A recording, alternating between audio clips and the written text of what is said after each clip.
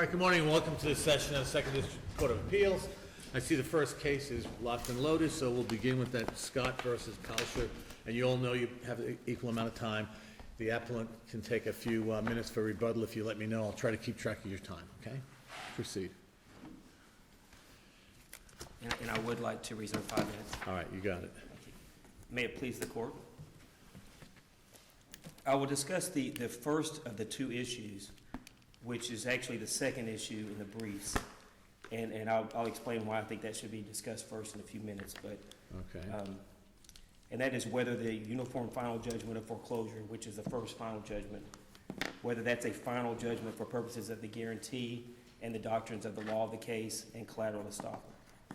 Appellee, in getting the trial court to enter the second final judgment against appellant, which is the final judgment that is the subject of this appeal, argued to the lower court that the uniform final judgment of foreclosure, the first final judgment, was res judicata as to the amounts due from the obligors with an S, meaning both the primary obligor and the guarantor, which is the appellant, Mr. Christopher Scott. And that's in paragraph 9 of the motion for summary judgment. It's at record is 665 is where that starts. In the same document, the appellee argued that summary judgment was appropriate under the loan documents with an S. Mr. Mitchell, let me interrupt you. Notwithstanding appellant's arguments, what judicial labor remained to be done as to that first final judgment? I would say that it would depend on the foreclosure sale, and if the foreclosure sale... But is that not a ministerial act that was set out in the final judgment? The date was set, the procedure is by statute. So what judicial labor was outstanding? I would say none, and that's why it's appellant's position that that was a final judgment. It said in there that the court reserves jurisdiction to enter deficiency judgments with an S, which would mean against the primary obligor as well as Mr. Scott, and that should have been the end of the case. There was no more judicial labor. But it was not appealed. And it was not appealed.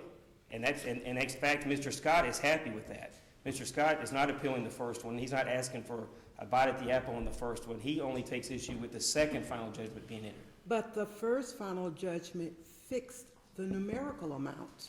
And Mr. Scott doesn't have a problem with that because at the foreclosure sale, he believes that it would have sold for in excess for the amount, and therefore he wouldn't have owed anything.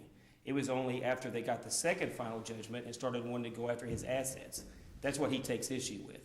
He believes there is no more judicial labor. It should have ended with the uniform final judgment of foreclosure that determined that the rights that appellee had, appellee's predecessor in interest actually, was to get a deficiency judgments against the primary obligor in Mr. Scott after a sale. And that was it. And the court, I know that appellee argues that if you look at the guarantee, it allowed them to do this and allowed them to go after Mr. Scott. But that's really not what the issue is, what's in the guarantee. The fact is that it was adjudicated that these are the rights. It's a uniform final judgment. It reserved only to enter deficiency judgments, not to go after Mr. Scott directly, for which let execution issue. And so he's fine with that. He's only appealed the second judgment, and that's all that he takes. And that's why that's the first issue, because first and foremost, it's his position that the second final judgment should not have been entered.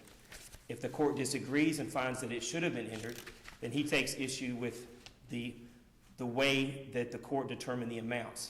Well, but he had a continuing guarantee of payment, correct? Mm-hmm. And it was unconditional, is it correct?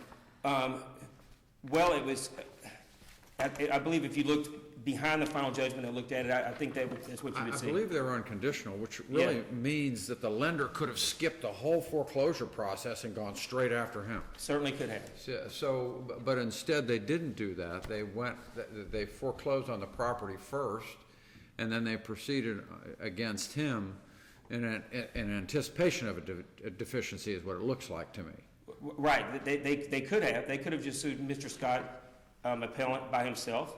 That's what if we look behind at the document, they could have done that. But again, they just didn't do that. And so it's our position that that is a final judgment that adjudicated the rights of the Bank of Tampa, who is appellee's predecessor in interest, and Mr. Scott. But was that not your opportunity to contest the amounts that were due? Well, he doesn't have a problem with that final judgment because he believes the property will bring enough to where he's not gonna owe a penny. Okay, so he is abandoning his argument that there were material disputed issues of fact as to the amounts due, because he now agrees the amounts were set by the first judgment. That's why I argued this, the second issue first, because his first and foremost, that second final judgment should not have been entered, which means if the court agrees with that, then that's it. If the court disagrees and the appellee was allowed to get a second bite at the apple and go back and get a different final judgment that allowed for different rights against Mr. Scott, not just to sell the property after the or not just for a deficiency judgment after the sale, but actually to go straight for his assets. If the court finds that that was proper, then that final judgment is based on, because that's what they argued to the lower court, was that, okay, it's already been determined as to the amount of principal, the amount of interest, the amount of late fees. And the court agrees that it was okay for the lower court to do that second final judgment, then I think he's got the right to argue as to the amounts. In other words, it was either final, the first one was either final, meaning that was it, or if it wasn't final, then he has the right to appeal how the trial court got to that second final judgment.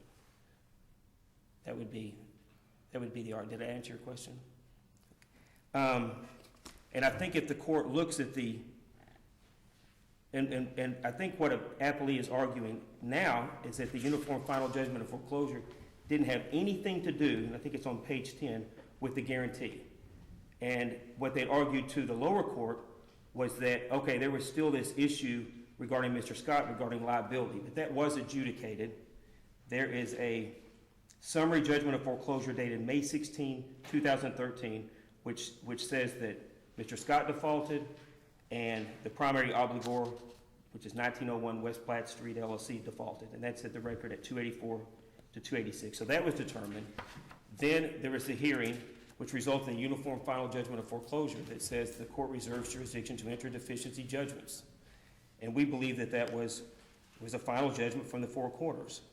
And again, I think appellee's arguing that there had been no adjudication regarding Mr. Scott whatsoever up until then they proceeded and got the second final judgment. We think the record shows otherwise.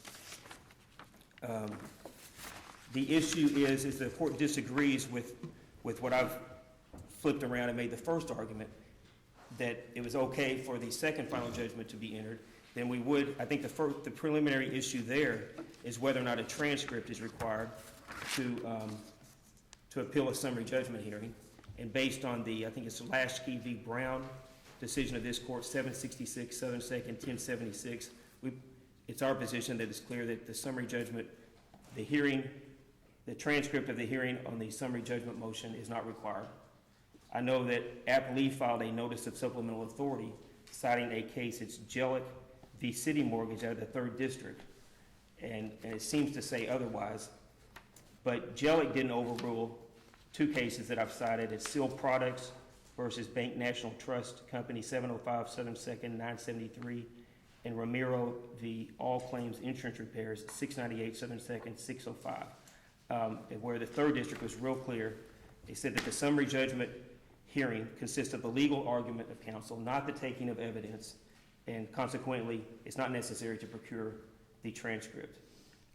If necessary, I think I could reconcile those cases, those three cases from the 3rd District with Lasky, and say that if a party is making a creative argument on appeal before this court, it might be necessary, even in this court, and even considering Lasky, to show that you made that creative argument.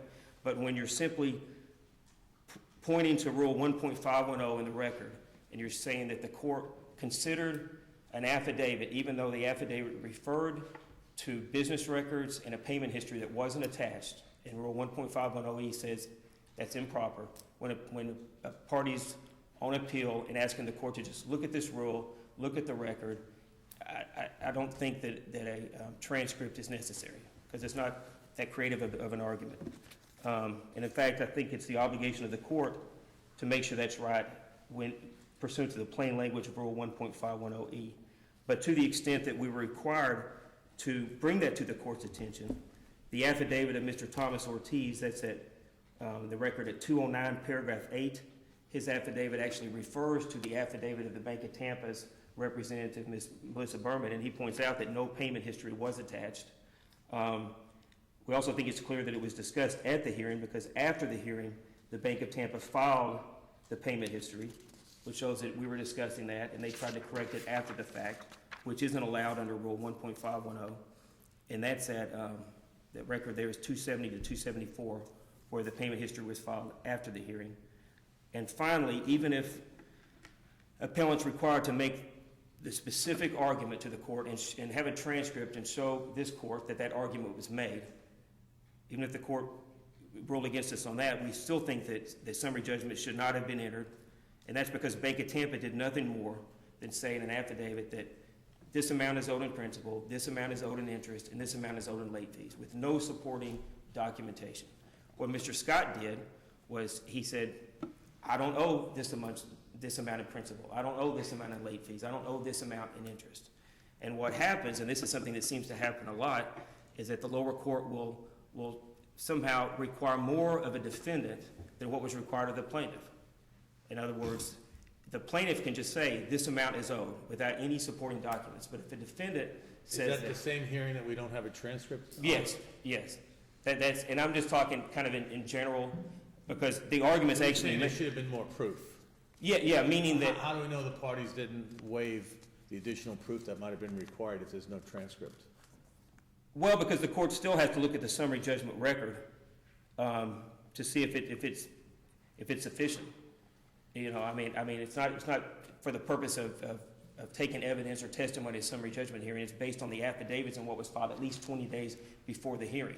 And there's no waiver argument. In fact, what appellee argues is that the defendant's affidavit was legally insufficient because, quote, it contains no factual allegations sufficient to refute any of the evidence established in the record. I mean, they do argue the lack of a transcript is fatal to the appellate review. Right. They do make that argument. Oh, yeah, yes, and I would say that based on Lasky, which again, 766, 7 second, 1076, this court pointed out that neither party chose to provide this court with a transcript of the hearing on the motion for summary judgment. The court ruled that a transcript wasn't necessary. The lower court had granted summary judgment on several counts, and this court reversed on some but not all of the counts, even though there was no transcript. You're coming up to your 15 minutes. Okay. You can keep going if you want. Okay, I can wrap it up right here. What I'm saying about the evidence is that when the plaintiff just says this amount, the movement says this amount's owed, I think it's proper for the non-movement to say that amount's not owed. If the Bank of Tampa had said the parties made 110 payments and attached all these details and set forth, I think the defendant would have been required to say, no, you didn't account for this payment. We made 111 payments, and we made 112 payments. But that wasn't done, so we think it's proper for Mr. Scott to just say the exact opposite of what the Bank of Tampa had said. Thank you.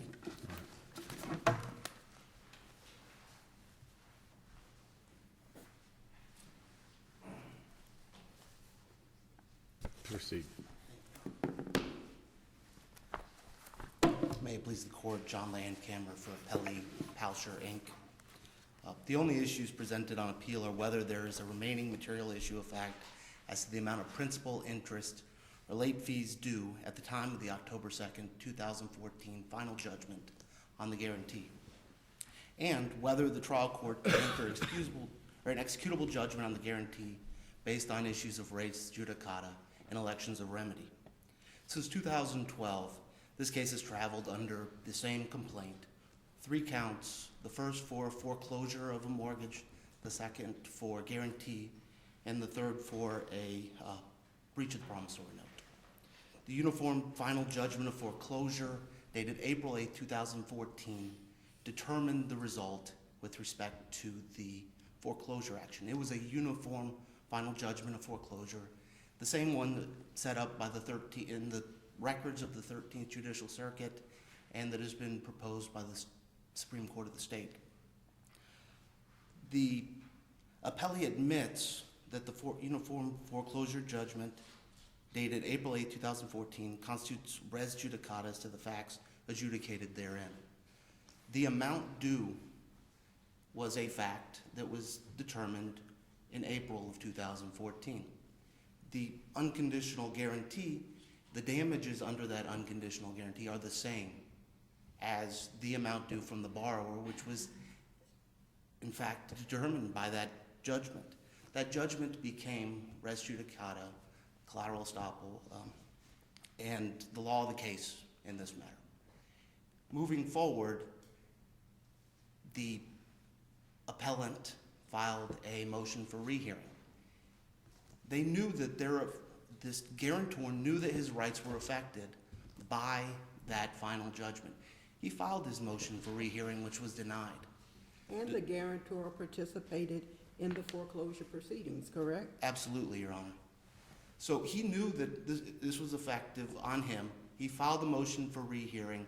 It was denied. No appeal was taken of that April 8, 2014 order, which locked in those amounts. It is inappropriate for them to come back now and say, well, we should be able to re-argue the amounts due because they are, in fact, res judicata. After the adjudication of the foreclosure judgment, the guarantee count lived on as a separate independent claim, as noted by this court in Florida Lifestyles Realty, Inc. in Goodwin, 917 Southern 2nd, 1060. A final order may issue with respect to a single count of a multi-count complaint if that count constitutes a separate and distinct cause of action, not interdependent with the pled claims.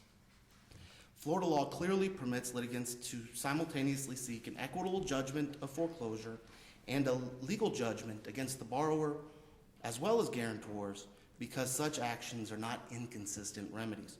That's citing this court's opinion in Hammond versus Kingsley Asset Management, LLC from 2014, which cites Royal Palm Corp Center Association versus PNC Bank, a fourth DCA opinion from 2012 that acknowledges that Florida jurisprudence has adopted the traditional common rule, identifying claims at law and equity as independent remedies. In other words, a final judgment on one count makes a final judgment, not a partial judgment as to other accounts, because they're independent remedies. A guarantee claim is tantamount to a breach of contract claims pursuant to this court's opinion in Ferguson Enterprises versus Astro Air Conditioning and Heating. That's a 2014 opinion.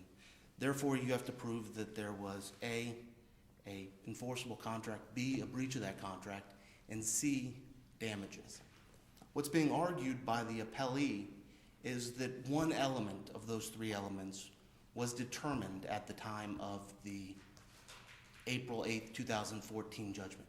The damages, the amount that was due, the determination of the existence of a guarantee as well as the breach of that guarantee were not determined in a final order as opposed to the May 2013 judgment, which was a non-final order as it did not end judicial labor as to any issue, until a final order against the summary judgment on the guarantee dated October 2nd, 2014, which is the only order which is before this court on appeal. The adjudication of principal, interest, and fees in the uniform final judgment of foreclosure dated April 8th, as I stated before, became the law of the case in res judicata. That's under this court's opinion in Ronton versus Washpool, Inc., 456 Southern 2nd, 967, which provides that the law of the case doctrine precludes litigation of all issues necessarily ruled upon by the court, as well as all issues upon which the appeal could have been taken, but which were not appealed. In this case, the damages issue in the foreclosure judgment, the amount due, was an issue that was necessary to the determination of the foreclosure. Therefore, that issue is the law of the case with respect to all other portions of the case, including the amount due under the damages provision in the guarantee. I did not initially find, but the appellant found a case from the third DCA, Uterback versus Starkey, which extends the res judicata principle into orders within the same case, as long as there's a final order that precedes them. So any final order within a case is final determination, and res judicata as to subsequent orders. After the foreclosure sale was prevented by the borrower's bankruptcy. That is when the case went forward on what we've discussed, or what I've proffered to this court, was a existing guarantee claim that was not disturbed by the entry of the foreclosure judgment. Historically, a creditor on a promissory note secured by a mortgage could pursue its legal and equitable rights simultaneously, as the pursuit of one was without satisfaction was not the bar to the other. And this court made that clear in the Gottshammer versus August case. In that case, the guarantee judgment entered first. So there was a guarantee judgment in place, a final guarantee judgment. That judgment was entered first because the borrower, in the middle of the case, as opposed to post-judgment, had filed bankruptcy. After the bankruptcy was resolved, the lender came back to the court and asked for a judgment of foreclosure. The court determined that it was appropriate, even though there was a final judgment as to the guarantee, to enter into a subsequent final judgment as to foreclosure. Gottshammer cites the Klondike Inc. versus Blair, which is a fourth DCA opinion. In Klondike, the party seeking the foreclosure judgment did not request the relief for over a year after the entry of judgment on the note. So there was a passage of a year. The idea is, if I can't get paid under the foreclosure judgment, then I get to move on to the legal rights. Which really is just an option on behalf of your client, because your client could skip the foreclosure judgment altogether and move forward full force to be fully satisfied on the guarantee, correct? Yes, well, initially there was a foreclosure judgment. There was a bankruptcy that precluded a sale, which my client then decided to go forward under its rights under the guarantee. I understand. Yeah, I understand. The defendant identifies the fact that the uniform final judgment of foreclosure states deficiency judgments with plural as opposed to judgment, and draws the inference that the use of plural versus a singular indicated that the trial court meant for that order to determine the rights against the guarantor. That's just not correct, because the uniform judgment itself, the form, provides for deficiency judgments. So no inference can be drawn from a form that everybody uses. Are you saying it's a typographical error, or it's not an error at all? It's not an error at all. It's the form. The form says deficiency judgments. Practitioners in the area of foreclosure are asked to use the form, uniform final judgment of foreclosure. And a clarification wasn't sought to find out one way or the other what the court meant. No, Your Honor. Well, I mean, it's kind of obvious, but you're obviously not going to be able to collect twice. Absolutely, Your Honor, and that's my exact next point. Under this court's opinion in Hammond versus Kingsley Asset Management, this court's identified the PNC case out of the fourth DCA and said, well, the PNC judgment from 2012 said a judgment creditor can enter simultaneously a judgment on the note, saying that the note balance is due, as well as simultaneously a judgment on the mortgage foreclosure. Moving forward, the Hammond versus Kingsley Asset Management case said that's true. However, there cannot be a risk of double collection. So you can't have double collection. In this case, and that was an expansion of rights to say you could do it simultaneously as opposed to separately. You go under one remedy, and if you can't collect under that remedy, come back. The PNC and the Hammond determinations say, no, in fact, you can do it once. It's convenient. You only have one final judgment. It can be appealed. You don't have a successive interplay with the trial court and the appellate court. You have one bite at the apple. You're also going to have to dispose of the collateral in the foreclosure matter in a commercially reasonable manner. You can't just fire sale it as well and then seek to get the difference on the guarantee, correct? Absolutely, Your Honor. That was very clear in the Hammond decision. If the party that gets the foreclosure judgment goes out and sets it for sale and has a sale, they can't do anything with respect to the note claim until they come back to the court and ask the court to apply the difference between the value of the property and the amount attained at sale to that guarantee judgment or the note judgment, however the case may be. And then the note judgment would then be collectible for the balance, very similarly to a deficiency balance. You're getting down to your 5 or 6 minute mark. Thank you, Your Honor.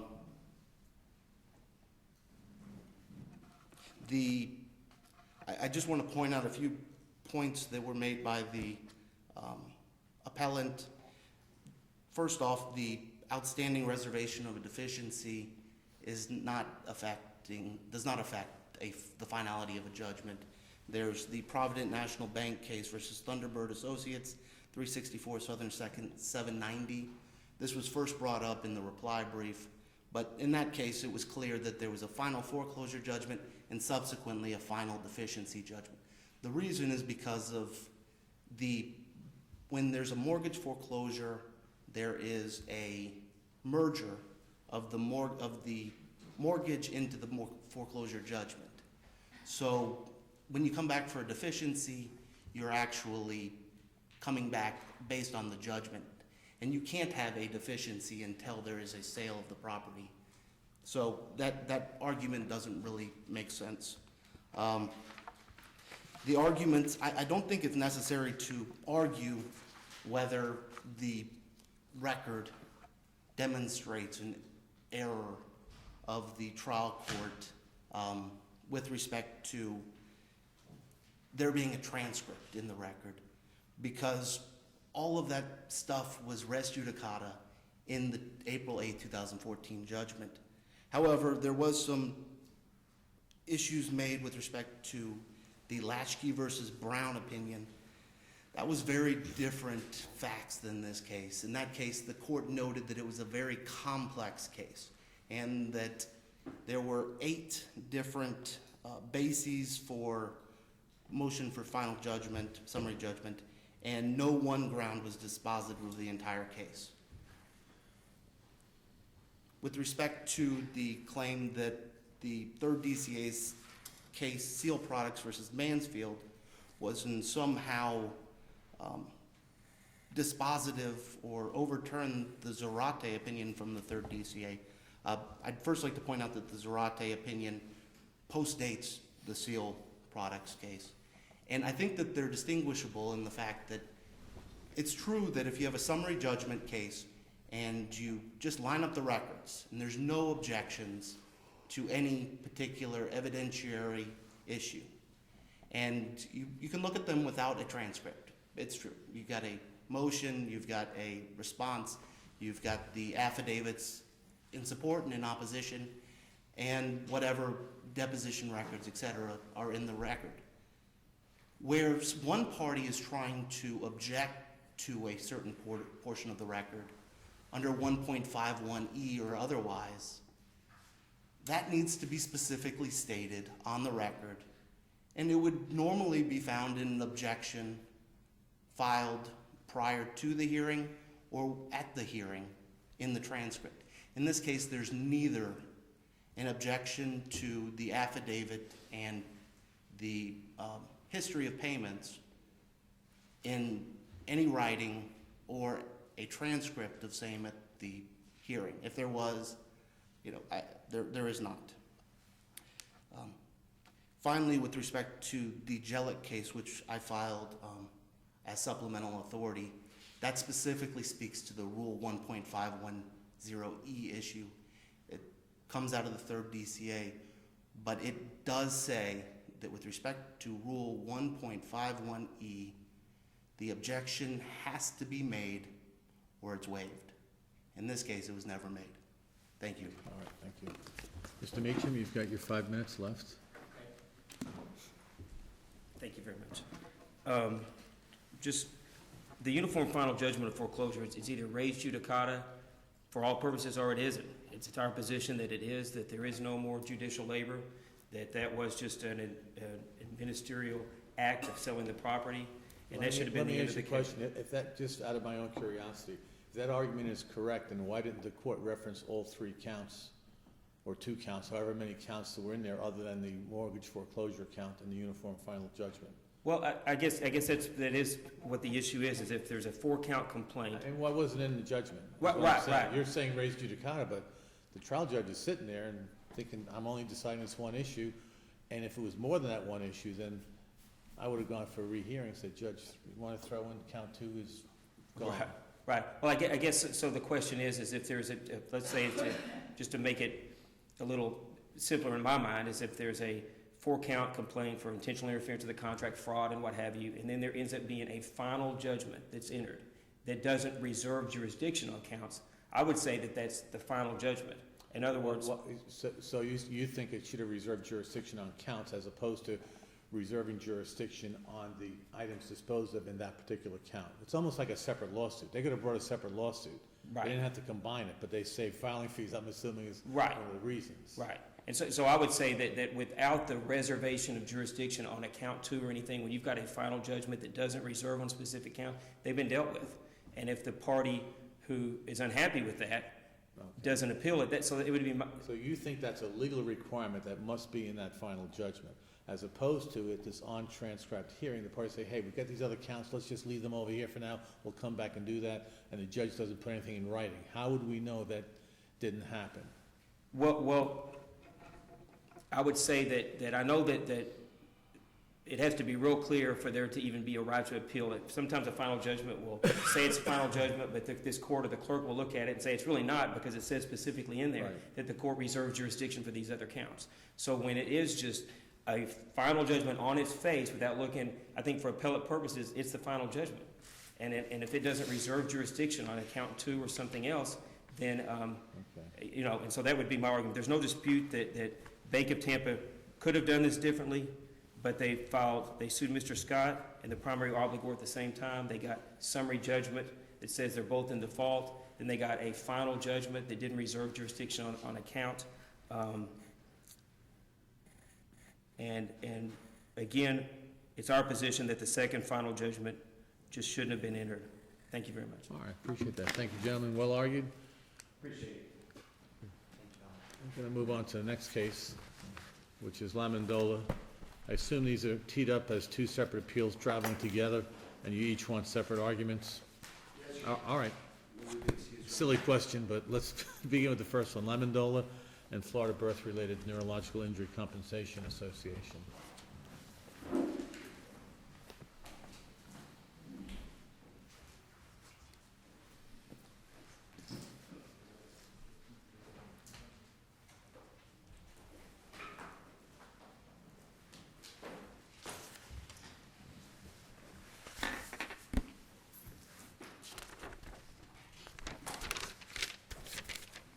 All right, please proceed.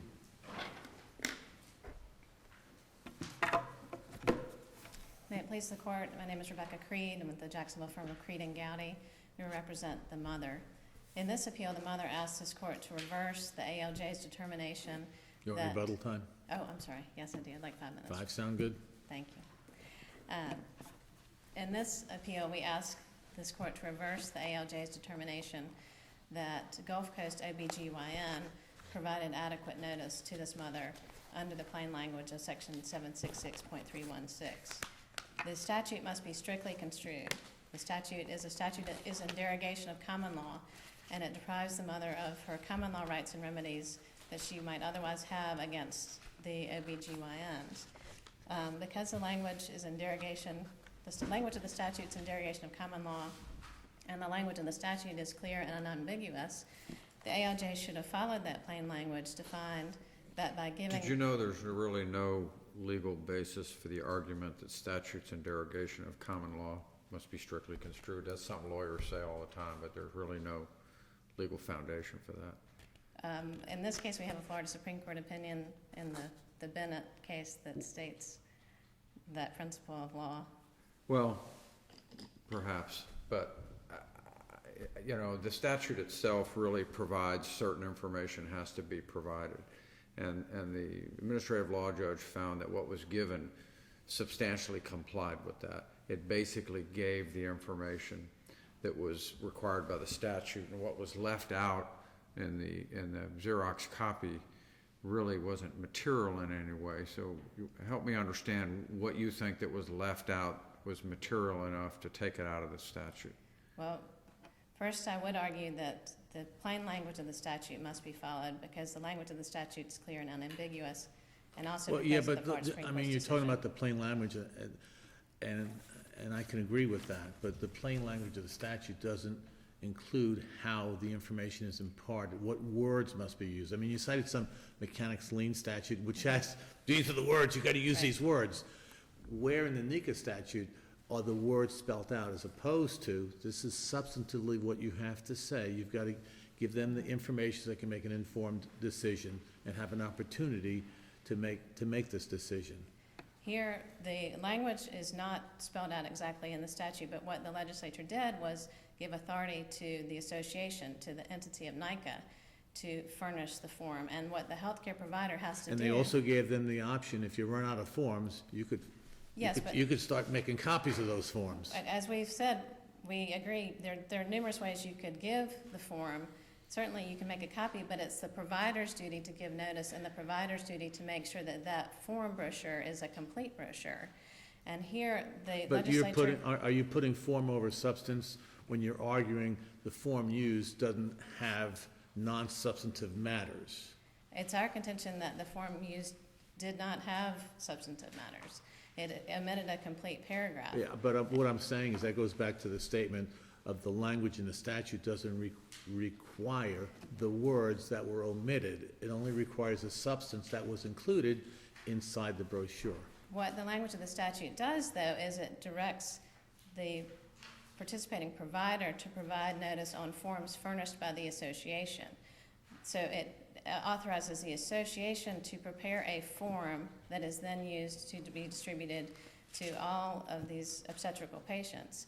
And here, what the healthcare provider did, inadvertently or not, was essentially create its own form by failing to give the mother the complete form. So And so that's it's- your first argument, essentially. Yes. This lack of strict compliance. Yes. Do you agree that the language that was included, that did photocopy, didn't have the problem with the green background and the white print and stuff like that, included a clear and concise explanation of the patient's rights and limitations under the plan? Do you agree that was complied with? No, we do not agree that was complied with. Because, Because the language of the form that was given omitted a paragraph that was included in the original brochure. and what did that And paragraph that say? paragraph included information that would further have explained the mother's rights and limitations under the plan. For example, that she was entitled to a copy of the complete statutes free of charge, that there were numerous court cases interpreting the statute, and that the preparation of the brochure itself was mandated by statute.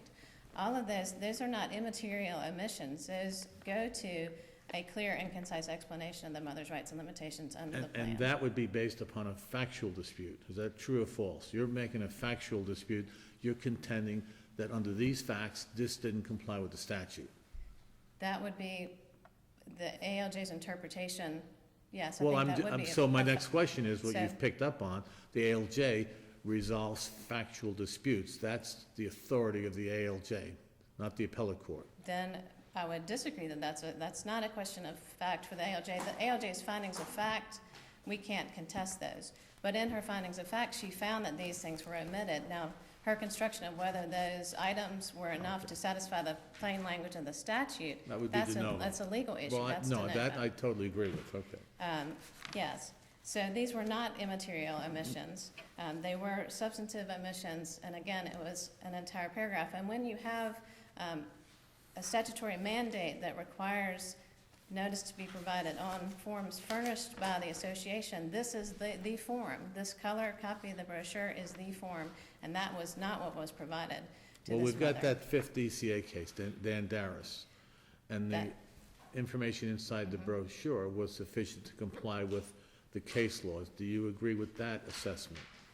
I agree with, that's what the 50CA did in DeAndreas, but that's not the issue that's before this court. There, the issue was whether the brochure that NICA had created was enough to satisfy the statute. It wasn't an issue as to whether the delivery of the notice was sufficient. And here, our question is really, did this healthcare provider, by essentially creating, maybe inadvertently, creating a form of its own making, was that enough to satisfy the plain language of the statute by giving a form provided by the association? It was not a form furnished by the association here. And so it's really the distinction that the ALJ, that the 50CA makes itself in DeAndres as to the Jackson case, which was another 50CA case. In that case, the question was the delivery of the notice, just like it is here, whether this healthcare provider satisfied its duty to deliver adequate notice to this mother by giving a form that was not the form furnished by the association.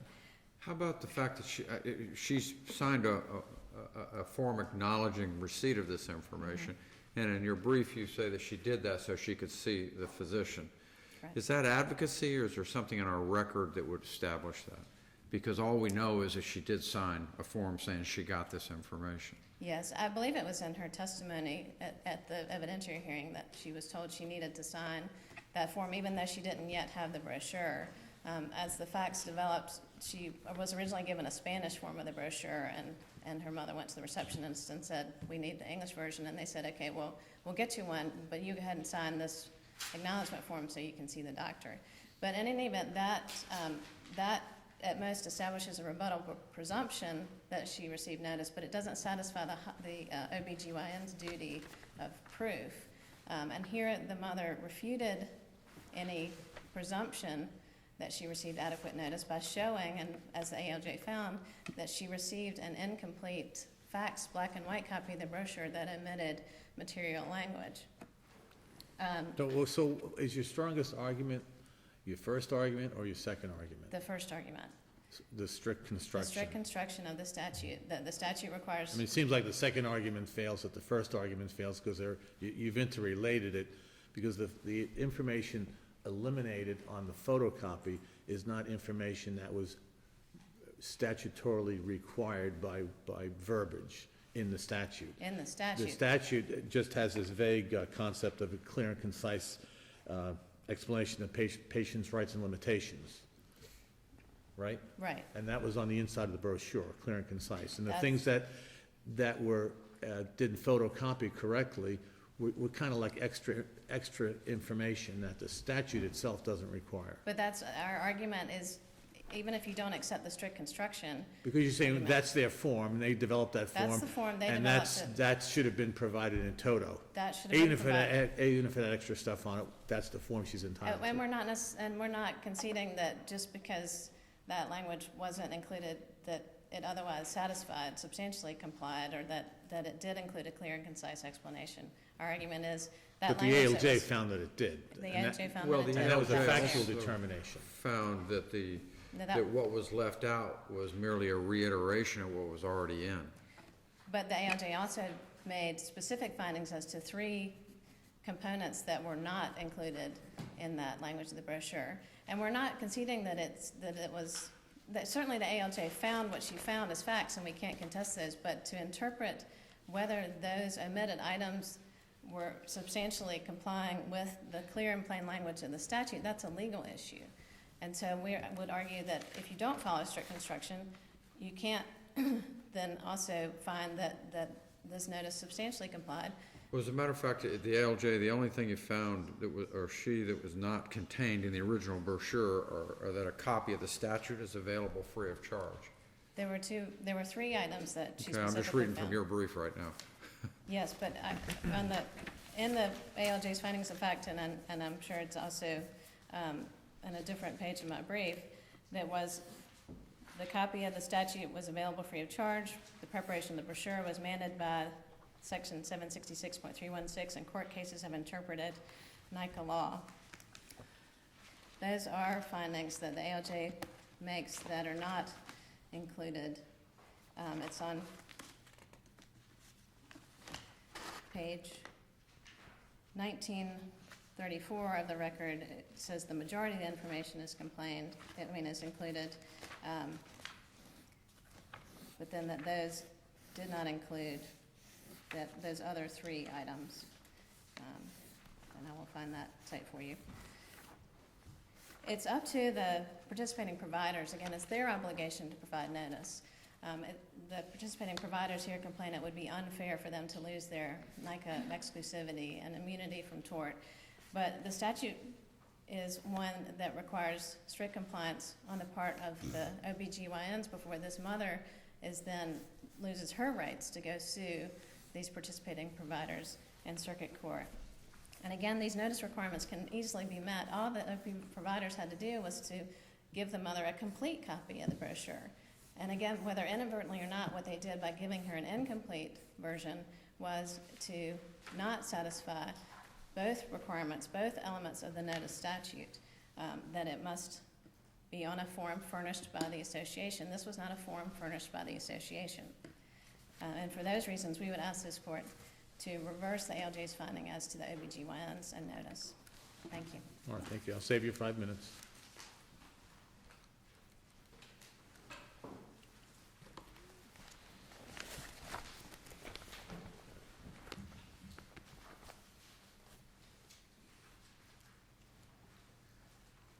May it please the court, my name is Wilbur Bruton. I represent NICA in this particular case. It is undisputed that the mother received a black and white facsimile copy of a brochure which was prepared by NICA in compliance with 766-316, but one informational paragraph was missing. But in the DeAndres case in the 5th District, they started with the birth of a baby and went all the way through they are placing you on notice that one or more physicians participate in the plan. They never mentioned the informational paragraph in making their determination, and their quotations were contained in pages 525 through 526 and at page 10 through 12, our brief. And they discussed exclusive remedy, criterion coverage, compensation, and a description of NICA being one of 2 programs in the U.S. The 5th District did not even discuss the missing paragraph, even though the missing paragraph was on the brochure in the DeAndres case, because the missing paragraph was simply an informational paragraph that gave you the ability to call NICA and get something. So it's not relevant. The argument's been made, though, that what was provided was not a form furnished or provided by the association. Actually, the form was prepared by the association. It was a Just a Xerox copy, right? A fax copy? Is that All what it is a copy. Yeah. And somebody ran out of a copy. They furnished the brochure. Well, they gave her one in Spanish to begin with, and then they figured out she doesn't speak Spanish, so Correct. and then they realized they were out of the English brochure, so she got a complete copy of one in a different language. That is correct. But then she got a correct copy of the one that's actually in the record, which is in English. And she received it, and it was exactly what the 5th District ruled on in DeAndres, and we think that that's a clear and concise statement, which is required. I mean, you would by the agree legislature. if they stopped at the Spanish copy, that wouldn't be adequate notice. If you don't speak Spanish, no. So she signed an acknowledgement receiving this form, and the argument has been that she sort of did that because it was a condition proceeding to seeing the doctor. Well, but the NICA statute speaks to that. It also creates a rebuttable presumption from the standpoint. Right. And that's been put in there because of the simple fact that how do you fight whether or not you actually got a copy of the brochure so everybody gets you to sign for it? But all of us who go to doctors, it's pretty common knowledge, when you go there, they give you a sheath of papers, and you gotta sign all of them if you wanna see the doctor. That's kinda how it goes down. So she signed this form when she had received the Spanish version, right? I did not. I know she hadn't received the fax. I don't know whether she'd received nothing at that point or simply the Spanish version, but she hadn't gotten the one she could read, that's for sure. That is correct, and she received it, and the copy that she received has got a date on it, and it's in our appendix. So let's throw the presumption out the door. Let's assume for the moment that signing a receipt there's something problematic with it. Does that matter in this case? No. Okay. Because it's introduced into evidence below, the exact copy that she And received. there's nobody arguing that she didn't get what she got. That is They're arguing correct. the adequacy of it, right? Yes, and the fact that there's a missing paragraph and it's a facsimile of what we've printed and distributed out does not conform and move this into a physician form rather than a NICA form, because the language and the information contained thereon was created and published by NICA. Was I right when I said that the only thing that wasn't contained in the original brochure that wasn't in the copy was the fact that the copy of the statute's available free of charge? Did I get that right, or was there more Well, left there's out? three things. Okay. Okay, it's that you can get a copy, that the courts have interpreted it, and, I've forgotten exactly what it was. 3 ministerial things are on the back of the brochure outside of the exclusive remedy, criteria and coverage, compensation, and so forth, which was clearly before the 5th District and clearly explains the rights and limitations. And you're all right, unless you have any more questions, I'll yield time to the hospital. Oh, I'm sorry, go ahead. I mean physicians.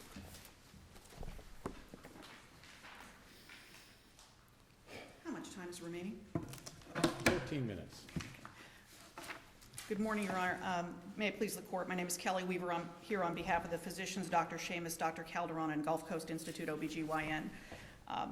This Court should affirm the final order of the administrative law judge, which determined that the physicians provided sufficient notice required by 766.316. Now, is that a de novo determination, or is it based upon factual findings? It is based on a de novo determination on the standard of review. The form, which wasn't discussed by Mr. Bruton, the form is defined by Webster's Dictionary, and the court may look at the dictionary definitions to determine plain meaning of a statute, and it has done so in previous NICA cases. In this case, a form is defined by Webster's as one of several or many different ways in which something is seen, experienced, or produced. The word furnished is defined as supply or give.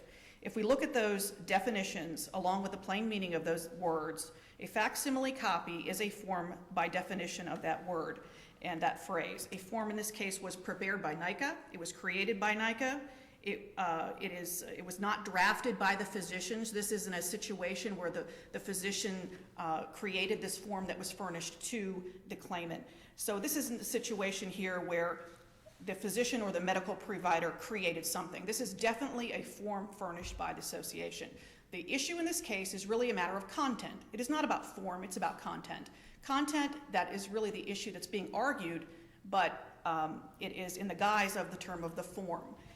The content part of the statute is whether it's a clear and concise explanation. That's part 2 of the statute. That's really what the issue is in this case. Do you agree with the ALJ finding that the information inadvertently omitted was basically a reiteration of what was inside the brochure anyway? That is correct, but there were 3 phrases which were not included, and they are not material to the purposes of the legislative purpose of the statute. They were not inside the brochure, the 3 That is phrases? correct. The three phrases which were omitted were: the statute is available free of charge, the brochure was prepared in accordance with 766.316, and the court cases have interpreted the statute. Those statements are not required by the statute. They're not required by the legislative purpose of the statute. They're not required by the case law that's interpreted the statute. But her argument is the legislative tasked NICA with formulating this brochure, and if they made it, it's supposed to be in there. The physician doesn't get to pick and choose or cut and paste what it provides or doesn't provide. That is correct, but along with the plain meaning of the words, the court is also required to look at the legislative purpose of that notice. And if you look at the legislative purpose of the notice, in addition to the plain meaning, in this the Florida Supreme Court case of Florida. But in other words, how do we know the legislative purpose of making an informed decision within a reasonable period of time doesn't include a statement saying, well, this case law on point? Okay.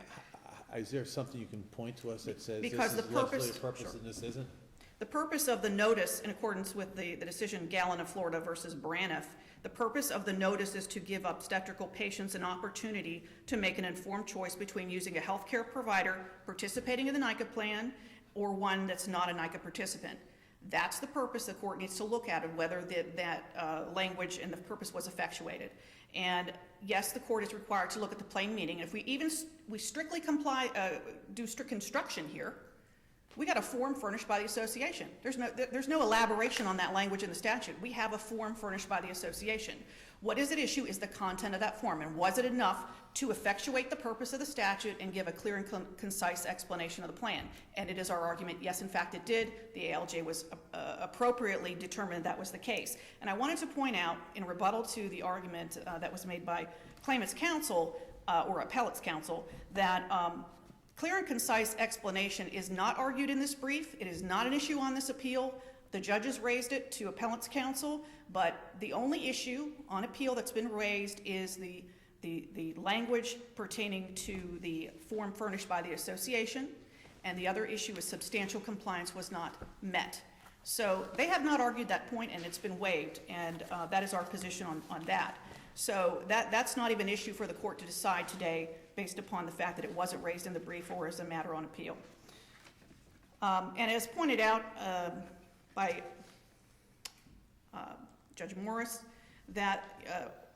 or Judge Valente, the conclusions of law are supported by the evidence. The executive director of NICA did testify in this case, and also there was a request for brochure form that was admitted into evidence. And that request for brochure form, created by NICA, who's in charge of managing the program, gave this form to the physicians to use to request brochures. And that says you can make a photocopy of the NICA brochure. That was put into evidence in this case.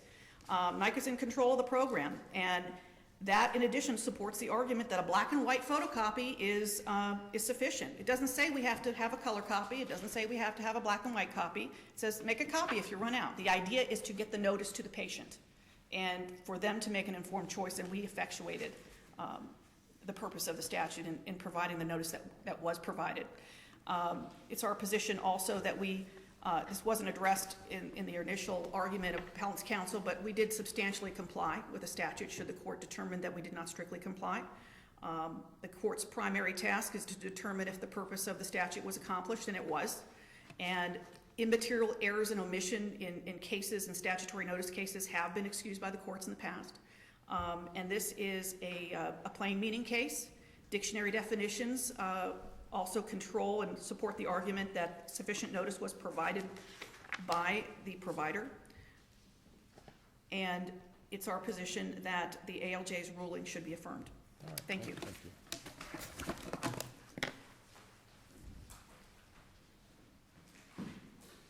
Screed, you have your 5 minutes left.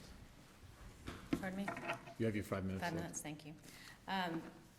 On page 4 of the initial brief, that addresses the whole consideration of when the mother received the Spanish brochure and has record sites as to when she signed the form acknowledging the receipt of the NICA brochure, and that was before she had received the copy of the form in English. Pages 1933 to 1934 of the ALJ's final order include the specific findings as to the 3 items that were omitted. The language of the form, section 766.316, establishes a bright line rule. The OBGYN attempts to emphasize the purpose of the statute to the exclusion of the plain language of the statute, which requires that notice shall be provided on forms furnished by the association, and that notice shall include a clear and concise explanation of the rights. And it's our argument that it is the NICA form that provides the clear and concise explanation of the rights and limitations under the plan. It's the form. It's not a partial copy of the form or an incomplete copy of the form. And so to argue that we haven't argued substantial compliance, our alternative argument is the ALJ erred in interpreting the form to find that there was enough there to satisfy the purpose of the statute or to satisfy the plain language of the statute. And our argument is, by not considering the effect of the material omissions, that the ALJ erred in finding that the language still was enough to give notice to the mother under the requirements of the statute. So it's the form itself that's important. And again, the legislature delegated authority to the association to provide the form, to furnish the form, to prepare the form, and that is the original complete form. To But the, argue- but the request for brochure form promulgated by, I pronounce it Nika, you guys are pronouncing it Nika, so forgive me for that, I just fall into that habit.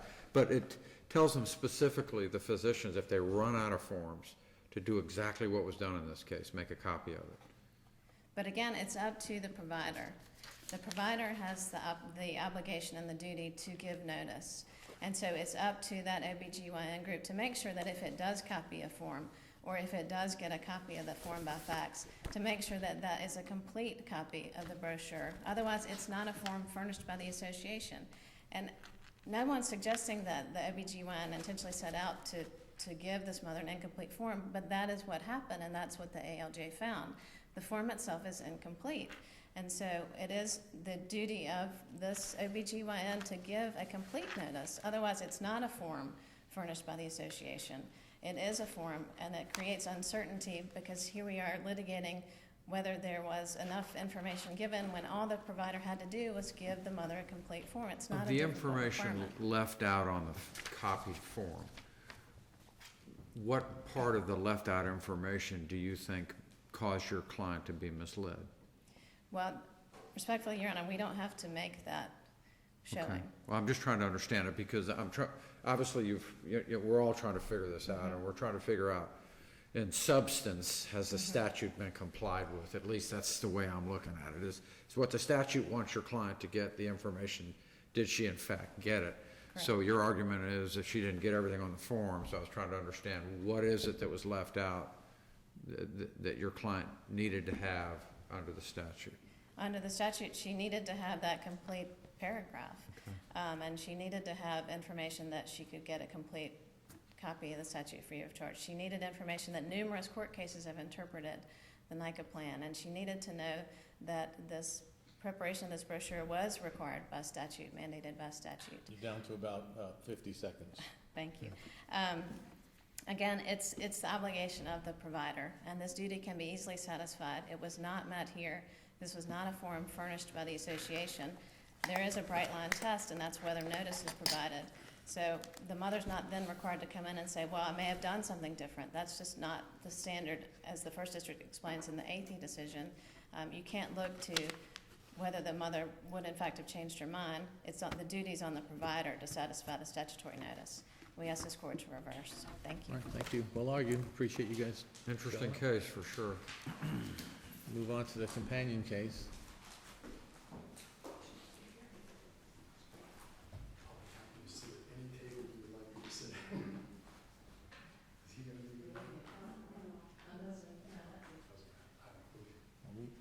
Okay. You're changing spots, eh? You can't confuse me. All right. You want some rebuttal time? Yes, 5 minutes, please. You got it. Getting like you, I got my hat. You're ready to roll. Hey, please, the court. 1 second. Bob Biasotti, representing St. Pete General Hospital. I just want to take a moment here because it's exactly the same case, completely different facts that we're arguing here. The opposite result. Not really, it's going to be the opposite result, but there are completely different facts. It's not about a facts thing or anything. It basically, well, there are 2 issues on appeal. The notice issue, which I'll address first, and the election of remedies, which I'll address second. The notice issue, the way the ALJ found that, made findings and made legal conclusions based on that, is the first time in 27 years that any ALJ or court has ever found that a obstetric relationship was formed, which the ALJ never said, when a pregnant woman appears at a hospital for medical services just because she's pregnant. The statute doesn't say that. The case law doesn't say that. It has never been done before, and if that becomes the law in Florida, that is going to dramatically change how every hospital is going to treat pregnant women from now on. In this particular case... Well, she was in the computer in this case, right? She was in the computer, no question about it. She was in the computer because she took a tour, They knew who she was. They knew, about her. But she only took a tour to consider whether she was gonna deliver there, right? Absolutely correct. And she was given a very detailed explanation at the tour, what she had to do to notify the hospital that she planned to give birth at the hospital. But how about when she showed in April of 2012 for the ER? Yeah, it's exactly what I'm talking about. Yeah. She's 6 months pregnant. She had a vaginal bleeding. Her doctor, her OBGYN, Dr. Calderon, on the phone, told her to go to the hospital. She went to the hospital. She's not seen by any doctor, was not treated for anything except the instructions given by Dr. Calderon. And she didn't have an obstetric-patient relationship. Obstetric, birth of a child. Interestingly, if for some, But she showed up for an obstetric-related problem, didn't she? well, that was not a finding by the trial court. I mean, I'm not medically oriented, so I don't know what I'm talking about. So Well, I let could me be put dead it this wrong way. with what I just Yeah, said. let me say it this. What we're talking about is the Florida Birth-Related Neurological Injury Association, birth-related. If she showed up in April and for some, horrible reason the child was born that way, there would have been no reason to give her a notice because that would have been an emergency. And there is an emergency exception to NICA that you do not have to give notice. So if she had given birth on April 11th, there would have been no notice requirement, and then the hospital would be fine. The ALJ found that because she was there that day, and if she'd given birth, she wouldn't have had to give a notice. Now, for some reason, the hospital did have to give her a notice. But the question becomes, But that was the hospital's policy, apparently, that they didn't give notice until you showed up for yeah, delivery. no, let me be clear about that. The hospital's policy is, and you could say it's right or wrong, but it doesn't apply to this case. The hospital policy is they give notice when there is an obstetrical relationship with a patient. The patient pre-registers, the patient registers, the patient shows up for somebody. That's a little bit different than the finding of fact by the ALJ, though. The ALJ says the word pregnancy, never uses the word obstetrical. It doesn't match the statute. And that's the problem, and that's the thing that But the statute is silent as to when the notice must be provided. Just use the word reasonable time. reasonable time Of when within. the patient-provider relationship is established, so you've got to backload those in reverse. The patient-provider relationship was established in this case per the ALJ, April 3rd of 2012. Now you've got the relationship, so now you've got to look at when do you have to provide the notice? And a reasonable time is a moving target. And the ALJ here said that maybe the hospital policy wasn't reasonable because they didn't give her the notice, and you've got the relationship established. Okay, Now, let me- you disagree with all those facts, No, right? let me read one thing Okay. from the statute, All right. which they say in a previous appeal should be literally And you interpreted. were here listening. I actually was here listening. I know you were. Each hospital with a participating on its staff and each blah, blah, blah, residents and interns deemed to be participating physicians under the Florida Birth-Related Neural Injury shall provide notice to obstetrical patients. Obstetrics, and we put in the brief the definition of obstetrics coming out of Webster's dictionary. This has to do with birth-related. AL, I don't remember if we used the name or not, but AL, Well, she's treated in the labor and delivery unit of the hospital when she shows up in April. but she wasn't there to deliver a child. She wasn't there for obstetrics. When does the hospital supposed to But know? that's the hospital policy to connect that visit with a delivery to trigger the brochure required by NICA being Well, delivered. let's say it at a different person. When did the hospital know or should have known that she was going to deliver a child at this hospital? Why'd they put her in the system, just as a devil's advocate? Well, She's in the system. The ALJ found as a matter of law that was not And she's given some informational material she- relating to prenatal and infant care. That But would she be did given- that at the tour, and she said that's not a patient And she relationship. mentioned something to one of the nurses, I'll be delivering here, allegedly. But that's a factual That is a factual, matter for the but ALJ. there was no finding of fact that an obstetrical patient, healthcare provider relationship was achieved on April 11th. And I said before, the odd thing is, if she had given birth on that day, there would have been no notice. If she didn't give birth, there was a notice. So what was the hospital supposed to do, chase her down? The hospital did not know that she was going to come back and deliver at this hospital. She was supposed to do a pre-registration, was given the forms, told what to do, how to do financial things. Every case that you look at, the Weeks case, the Tarpon Hospital case, all of the other cases, they talk about pre-registering. You're there to provide an obstetric relationship with the hospital, or you're showing up. And the thing that we did, we put in our brief the Cervantes case, which is an ALJ case, in which the ALJ basically found exactly the opposite of two ALJs, two different ALJs interpreting the NICA form, where a woman shows up at the hospital several times, and they said, well, that's not an obstetrical thing. And yes, she wasn't in the obstetric room, but, and this probably isn't in the record, but the very fact that she went to the obstetrical department on April 3rd does not mean you created an obstetrical relationship with this child that the hospital knew, oh, this woman is going to give birth. Because if they did know, then a week before the child was due, they would have gotten the records from somebody. And oddly enough, the judge found, made several findings here, that the mother didn't intend to deliver at this hospital. The mother didn't intend to have the records sent to Bayfront Hospital. The mother. Well, what about my client, St. Pete General Hospital? When did they know or should know that the mother was going to give birth at this hospital?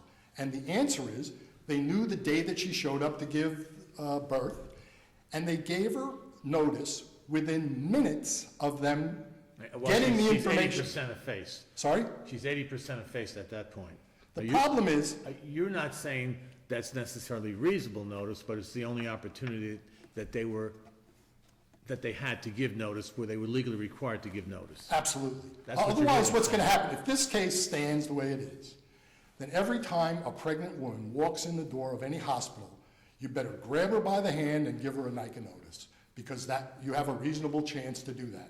You should just give them to the guy who greets you at the front door, because you have to understand that you're creating a relationship with the hospital, that you plan to give birth there. Hospital has to make plans for that. Hospital has to get records. Hospital has to make financial statements, financial arrangements. What kind of room do you want? Is it a single, double? Do you want a TV? There are things that you do when you pre-register. And she was fully informed of that and admitted on the record that she did not pre-register. So the ALJ spent a whole lot of time talking about what the mother knew, but never talked about what the hospital knew or should have known. When did the hospital know or should have known that this woman was going to deliver her baby at this hospital? And the answer, and there is, in my judgment, not a single shred of substantial evidence to support that there's anything in this record, anything, that the hospital knew or should have known before she showed up to deliver her baby. But she had come for a tour in March. Correct. She shows up for an emergency room visit in April. Correct. She's in the hospital's computer system. They know Correct. she's pregnant. Is the hospital supposed to intuit? Well, I guess she's probably going to deliver here. I Well, don't know. she's come there twice, and she's in She their went system. twice to Largo Hospital. She went twice to Largo Hospital. That's in this record. Her records were sent. There's no undisputed in this record that her doctors sent her medical records to Bayfront Hospital. That's undisputed in this record. That's where the records were.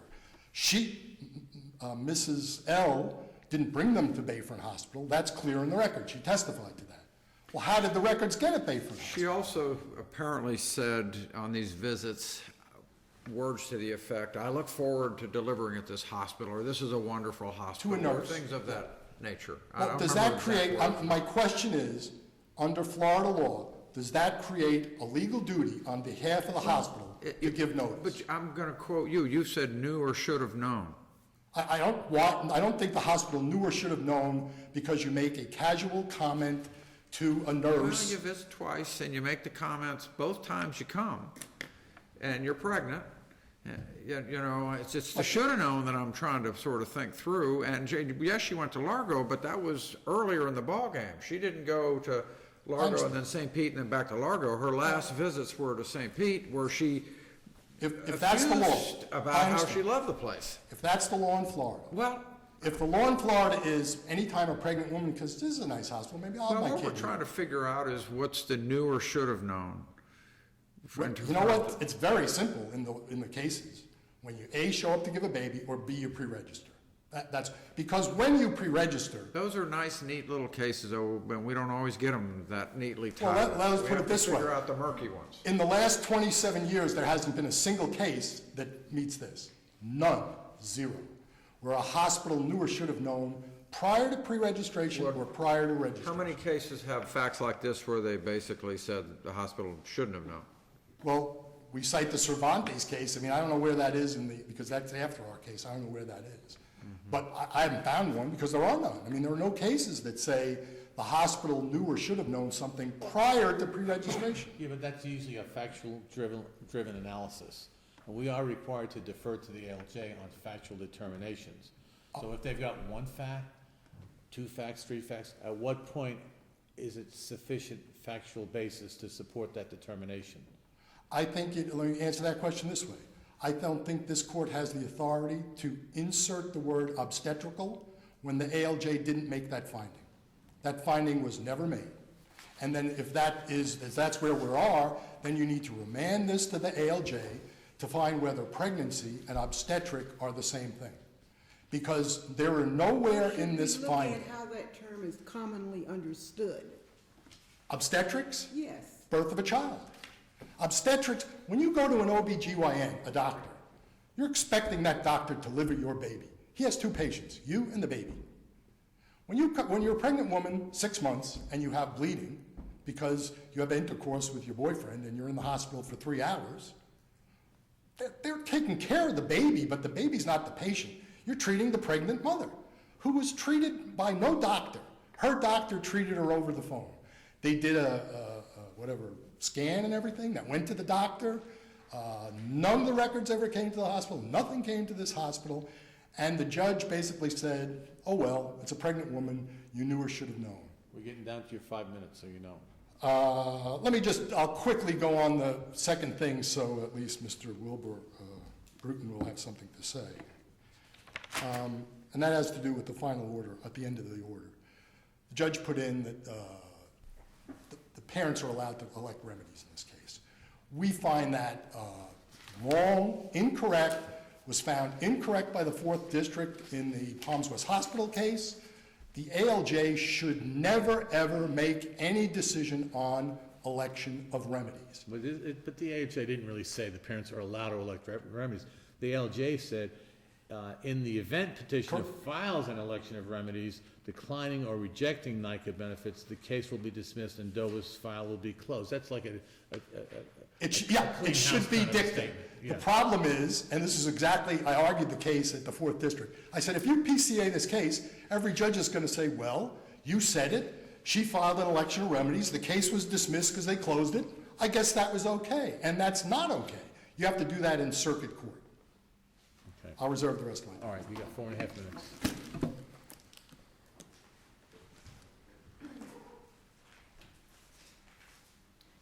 May it please the court, Rebecca Creed on behalf of the mother. I'm sharing time with NICA, and I'd like to argue for 15 minutes, and NICA That's will not argue for very 5. equal. Pardon? That's not very equal. If you go on 15 minutes, you got it. Tell us about this, the absence of the word obstetrical. The definition that the hospital cites in its own brief is that obstetrical is a branch of medical science that deals with birth and with its antecedents and sequels. An antecedent is a preceding event, condition, or cause.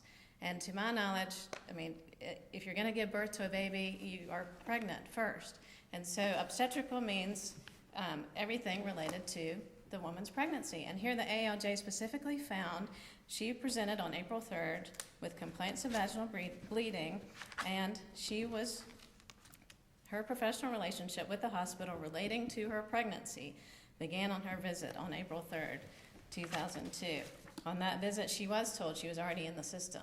She had just, not even 2 weeks before, been on the pre-admission tour. She was treated in the labor and delivery unit. She was given an ultrasound. She was monitored. She signed a consent for treatment in the hospital. She was released with all kinds of You use the word paperwork. pre-admission tour, but the ALJ refers to that as not constituting pre-registration. Correct. Is there a distinction? No, I think that's just what the hospital called it, was a pre-admission tour. She did not pre-register, but she did attend the Pre-admission speaks tour. for itself. She wasn't admitted. Correct. And the idea of the tour is to anticipate that she might be, and she didn't Yes. sign any papers, right? She did not. She gave information. She testified she gave information over the phone to register for the tour, but she did not officially pre-register. So there's no way that hospital could reasonably know at that point that they were going to be delivering that baby for her. Well, and the ALJ found that the the pre-admission tour or the informational tour, that is not when the relationship began. But less than 2 weeks later, she returns to the same hospital with complaints related to her pregnancy. She's seen and treated in the Well, labor and that's the delivery unit. thing. We got a bunch of lawyers in this room talking about whether they were or whether they weren't. None of us really know. You know, when she showed up in April, she showed up. Was that related to her pregnancy or not? Yes, that is the finding that the ALJ makes, a finding of fact. She showed up with pregnancy-related complaints, and she was treated. And so how did St. Pete Hospital reasonably know she wasn't heading back to Largo to deliver this baby? At that point in time? Yeah, I mean, who knew? I mean, how did we know what was on her mind? I mean, you know, she had been to Largo twice. You know, she had been for the pre-admission tour. She never signed up. You know, so why should people have jumped to the conclusion that, you know, and this is, if the ALJ found this to be a pregnancy-related matter, is what it is. But she didn't show up to deliver a baby. No, but all of these were antecedents to the obstetrical condition that the hospital is now trying to draw this distinction between. She was told by her OBGYN to go seek treatment, and she was monitored. She was given an ultrasound. When she was released, she was given all kinds of birth and prenatal care information, down to a form for requesting a copy of the child's birth certificate. All the factual findings that the ALJ met, are those supported by competent substantial all evidence supported. that the professional relationship was actually established on April 3rd? Yes. So then the next prong would be, what's a reasonable notice? When should they have given the notice? Their policy, according to the ALJ, was to give the notice when they show up as an inpatient, ready to give a baby.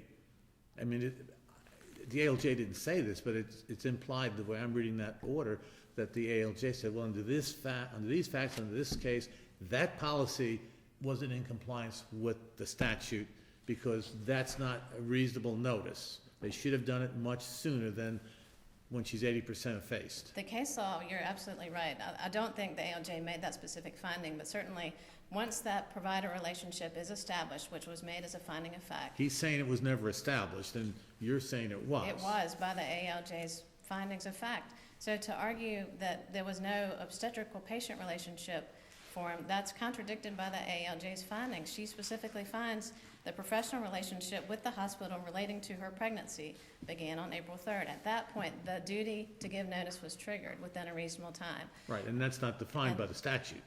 That's kind of a moving target. No, It doesn't but- say, well, within 10 days, within 10 hours, within 10 minutes, can- within 2 months. Yes, but you can look to the Weeks decision to help you understand what reasonable means.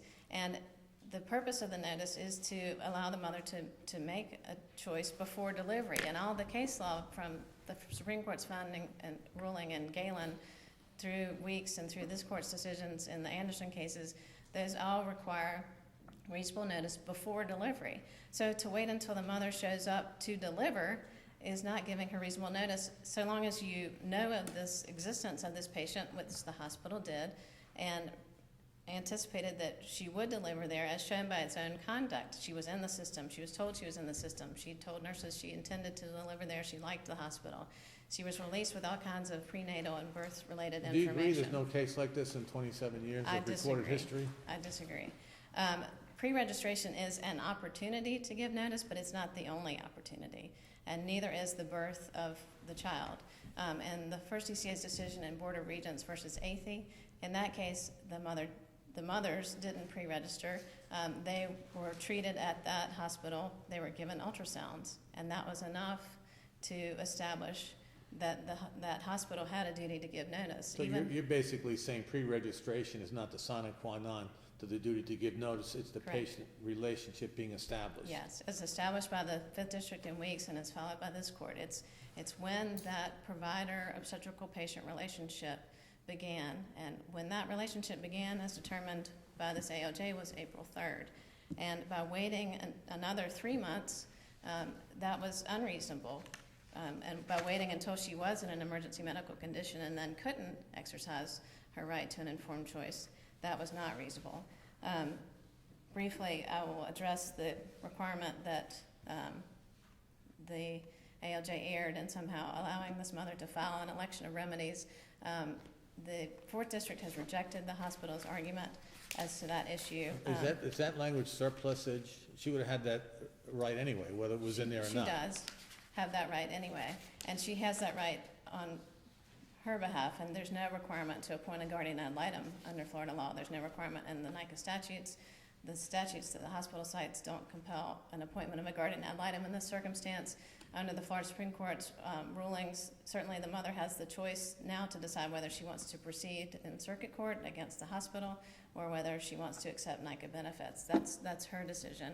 It's not a decision for the hospital to force her to accept, essentially to force her to accept NICA benefits so that the hospital then gets off the hook for its own failure to provide NICA notice. The 4th District rejected the same arguments that the hospital makes, and interestingly, it was the hospital who asked the ALJ to include this language in its own proposed order, and now seeks to argue that that language was erroneous. And so for these reasons, because the case law does not require pre-registration, it looks to the nature of the relationship, because the ALJ found when this relationship began, and that finding is supported by competent substantial evidence, and because the hospital chose to wait until the mother was imminently ready to deliver to attempt to give notice, the ALJ found that notice was not reasonable and it was not sufficient under the NICA statute, and we ask that, as to the hospital, that the ALJ's findings be affirmed. Thank you. Mr. Bruton, you asked for 5 minutes, is that right? Yes, Your Honor. I'll try to take less. Well, you could have taken a little bit more, but 5 is fine with me. Your Honor, the hospital asserts that under controlling Florida law, the ALJ has absolutely no jurisdiction to allow the mother to make an election of remedies and reject the vested benefits and dismiss and close the case. That is pure dicta, and we agree, based on the case law, that the ALJ doesn't have the jurisdiction to require an election of remedies, but we disagree that the above stated quote statement that's in our brief on page 4 is a requiring an election of remedies. Did the hospital ask that that language be included in the order? Well, Your Honor, Is there any dispute on that? I think the hospital probably did. I didn't do the lower Okay, well, court, then move on. but we wish that the statement was not in the order, because all it does is create confusion, because it's really clear that the only way to elect a remedy is in circuit court. And NICA actively requires, when a case like this happens, that we actually go to the circuit court or go request the plaintiffs, make your election in circuit court, because the legislature does not intend to have 2 bites at the apple. Well, does that paragraph say filed in this case or excluding filed in circuit court? How do we know what the ALJ really meant? Well, in the Palms West Hospital, the 4th District interpreted that and said they saw it as nothing more than a direction as to when they would close the file, and that it was actually meaningless, and we agree with that, because when you go down to the actual case law, the Gugelman case down in the 4th District, which we cited at page 4 of our brief, and all cases thereafter require an election in circuit court, because the circuit court is where the malpractice case goes if you're doing that. So therefore, our position is, if you address this case with an opinion, we would like an addressing that language is superfluous and really doesn't need to be in an order. That's our position on this case, and we don't address the notice issue. All right, thank you.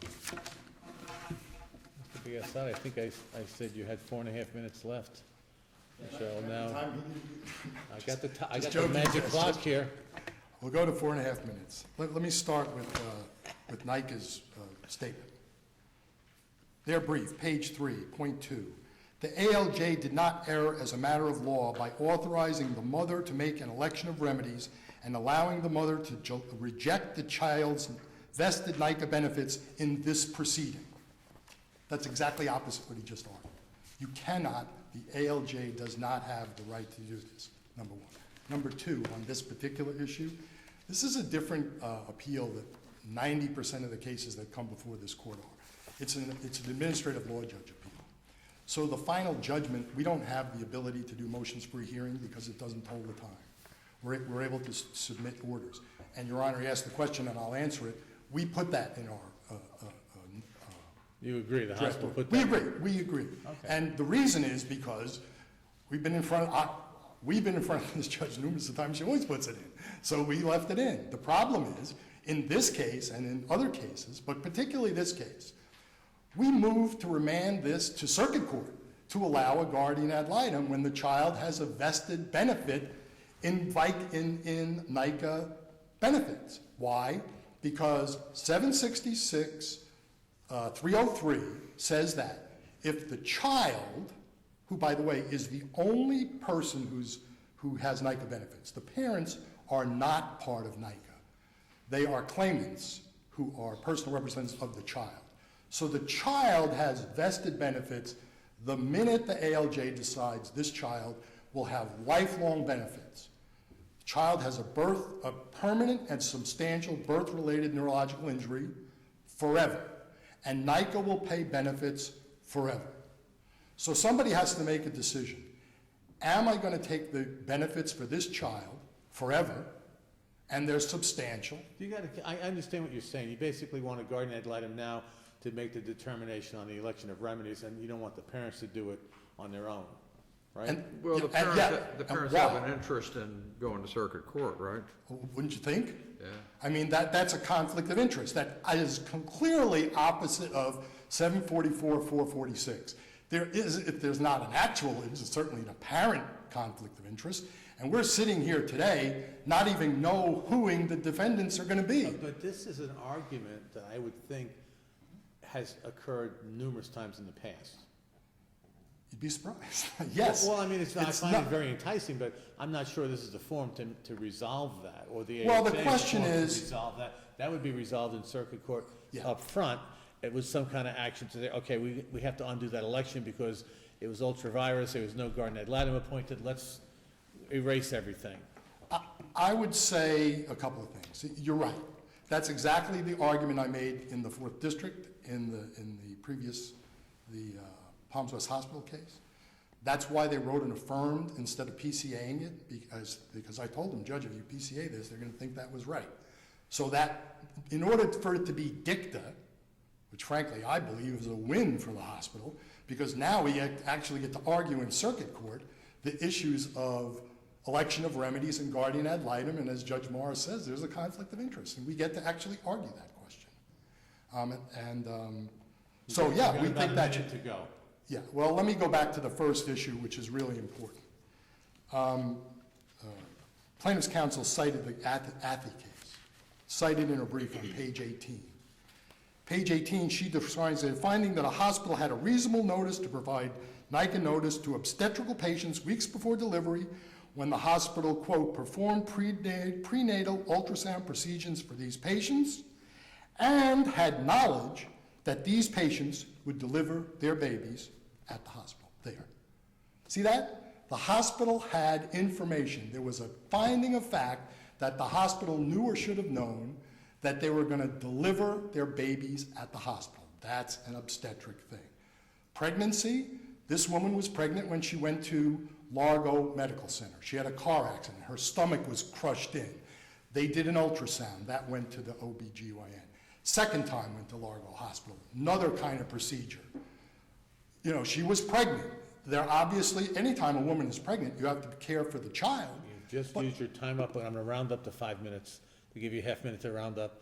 Well, We did ask you. I think I've made my point. The briefs, I think, make the point. I think this court should reverse on the notice. And even if you do reverse on the notice, I wish you would make a comment on the statement that the ALJ uses, because that's terribly confusing to trial courts on election remedies. All right, Thank you. thank you. Well argued, appreciate your coming up. I don't know that the 11 o'clock is here yet, since we're running ahead, but you want, is anybody out in the hallway? Are you here for the 11 o'clock? Okay. So, you guys, well, you had 2 in a row, you might as well keep going. All right, we'll take a short recess.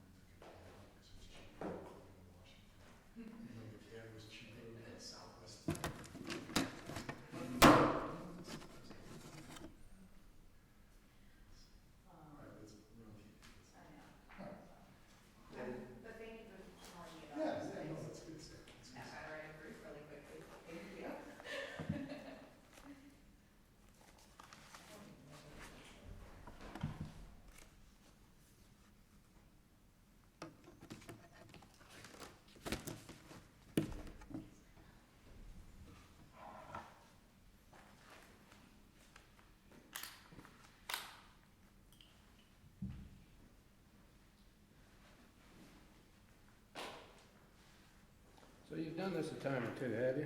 Just a few times. How long you been practicing? 12.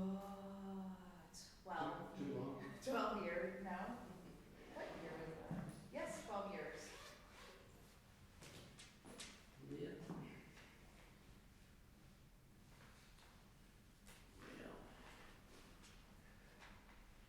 I would say hopefully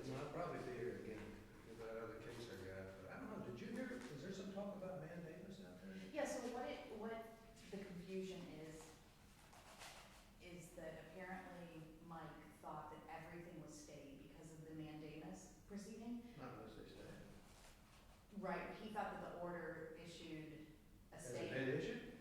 Yes, It was? And they stayed everything? they stated everything. Is that right? When did that come out? Let me look. We didn't get it. Have you got a copy of it? I don't have anything with me, Huh. but I believe that I received it in the mail, or, let me double check mine. So then all the appeals are unstayed at this point? Well, the thing is, the state was entered in case 1637. Which is the last one? The last one, respect to Because we were trying to reopening. decide if it was a cert or a regular appeal. Which- Mike thought it was for all the cases. So he didn't come today because he didn't think that the oral argument was happening. Yeah. Okay, I'm gonna turn off this streaming for a second. Well, it could have an effect, because this issue that we're down here today runs through all these cases, except one, the contempt case. Okay. Yeah, the order was issued. Since we're streaming onto the internet, let's Step outside. back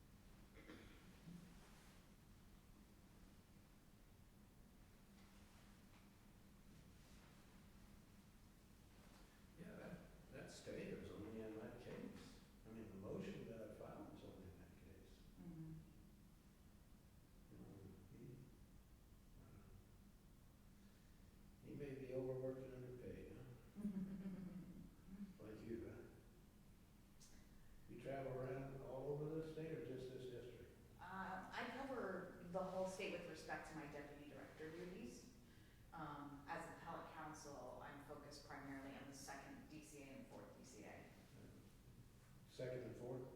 Yeah. Fourth is what, over here to Orlando or something? Fourth is in West Palm Beach. West Palm, oh, down there where all the high rollers are.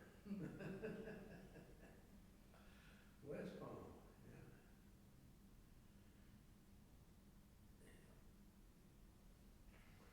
Well, wonder what they'll do. They just let you have your 20 minutes. Well, yeah, that's fine, I ain't gonna take 20 minutes. I mean, the argument in this case doesn't take 20 minutes, in my opinion. But, you know, I time myself out to see, you know, I did the argument only in about 10 minutes. Takes longer than that to introduce who's involved and explain their relationships. But it's amazing, like my wife will tell you, and you know from your experience, boy, you put hours into 20 minutes of preparation for that too. And I started last week going through everything, and oh, I tell you, that's the only way you can do it, you know. As I said, it's not my first dance, but it never changes. It's preparation is preparation. That's why I want to talk to you, because, you know, after going through the cases on this issue, but I've also been looking at the others. I had to take a look at appeal number 2, which was traveling along with this one. And I called up here and talked to Jim Merkel to find out if we were gonna do both, and he said, no, only thing that's noticed is this one. Right. So wonder why they wouldn't just do that, because if they rule on this and it affects all the other cases, then that'll make a difference, or maybe they've already made up their mind. Yeah, it's hard to predict. I Yes. tell you. Trying to, I give up, when about the first third of my practice of law, I gave up at that point on trying to predict what they're gonna do up here. I used to say, oh, they're gonna do this, they're gonna do that. No, sorry. And many times there's no logic to it, except that they just looked at it differently. I don't know. It's been quite a ride. Quite a ride for me.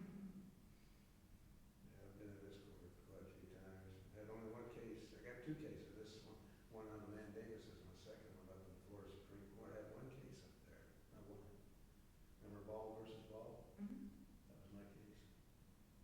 I got ruled against in the trial court in Manatee. This court ruled against me. Judge Grimes did.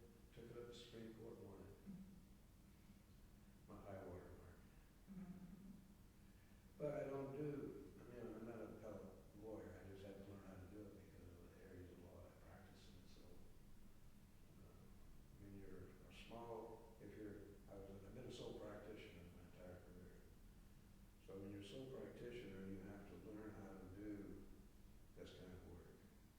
Because I started out working in one area and I found out I couldn't make a living there, so I started working in 2 and I ended up in about 5 areas of law and I become a trial lawyer in all of them to survive. And I did. But it's been interesting, to say the least.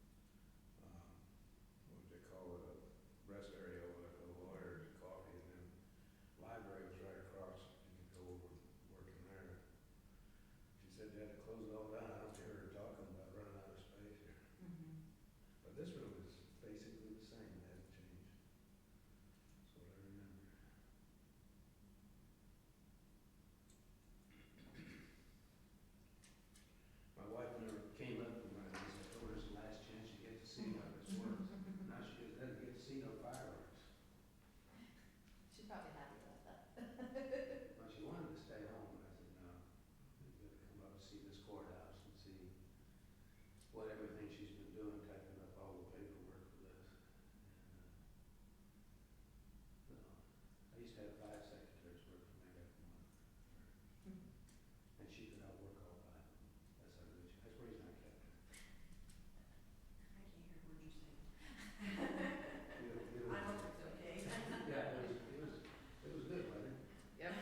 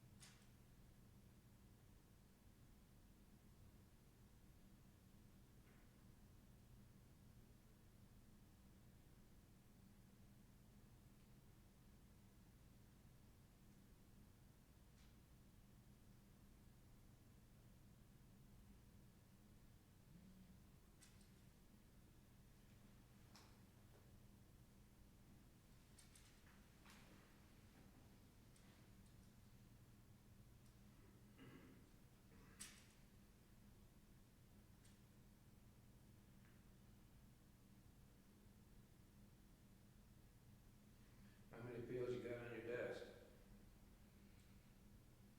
I believe right now 38. You don't have to worry about anything to do, do you? No. The only advantage is once you do, you work in the same area all the time, and it's not like starting over every time you touch an appeal. I've never had an appeal in this area. I did family law for years, but I never went into the juvenile court system.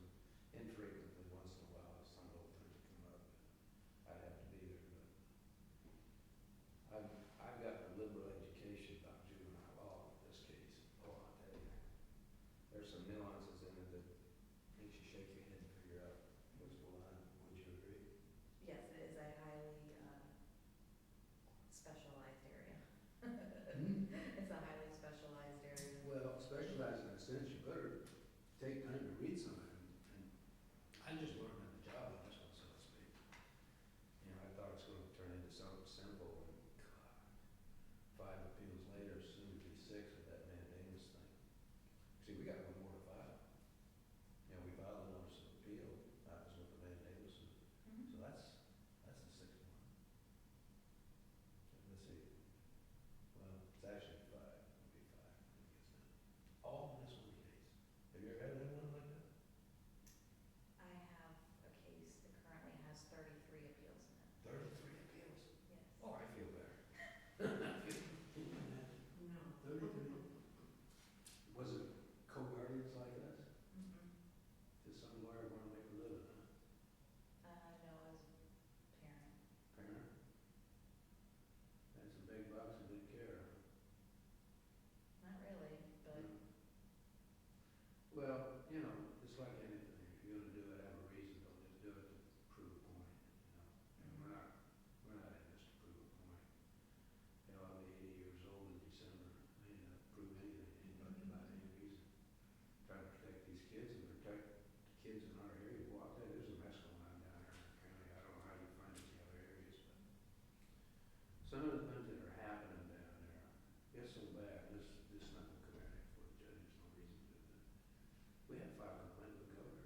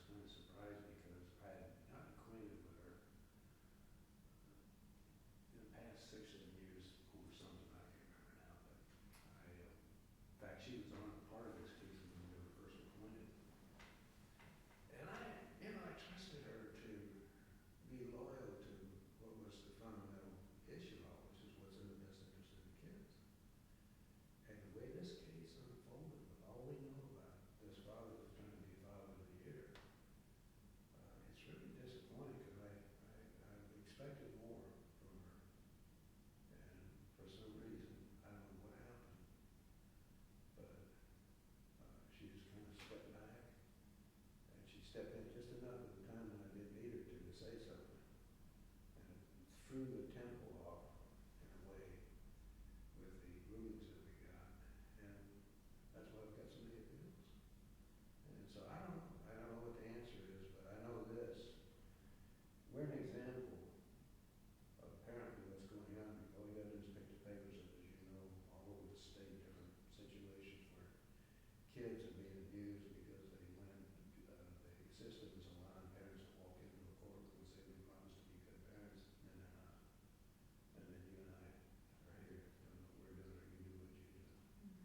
And it's sad, because you don't really want us to trust the parents are gonna do the right thing, but our case is an example where that didn't happen. Our daughter, the father dropped the ball. I mean, one is guilty of the other. What happened to the kids, and we're here picking the pieces up, but it's sad. And what we've had to go through is what's really disconcerting. If every parent, or grandparent in this case, also has to go through what we've been through, they couldn't do it. One, they couldn't afford to. And the nerve-wracking experience of it, they could never handle it. I mean, I've had to give her happy pills to keep her where I could live with her. No, not really. But it's been a very traumatic thing. If I was a younger person, younger lawyer, I don't know, I would not be able to view this the way I can today with my time involved.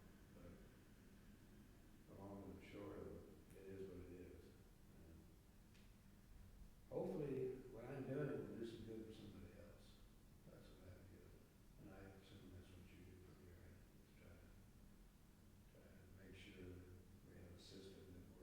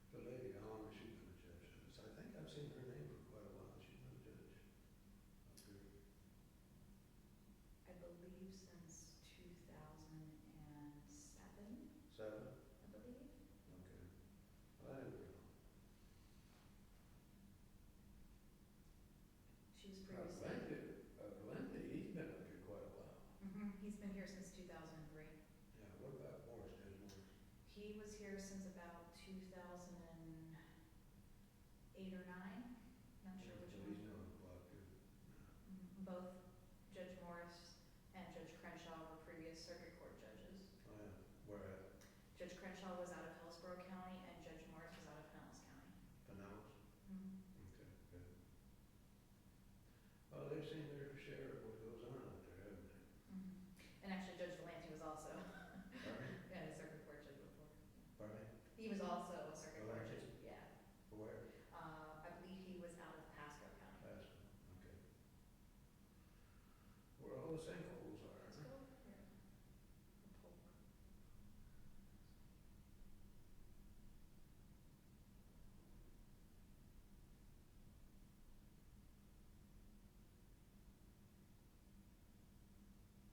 I assume they're all married and have families, are they?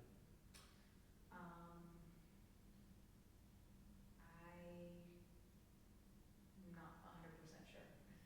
I believe that some of them are, but I'm not 100% sure.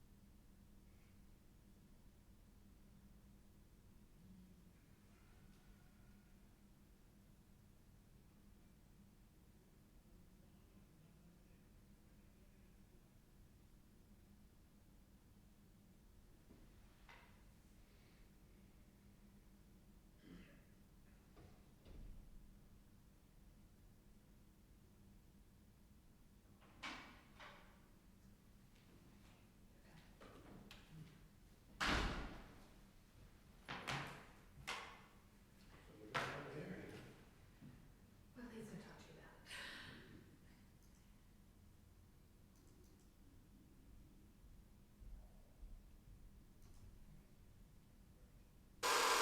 All rise.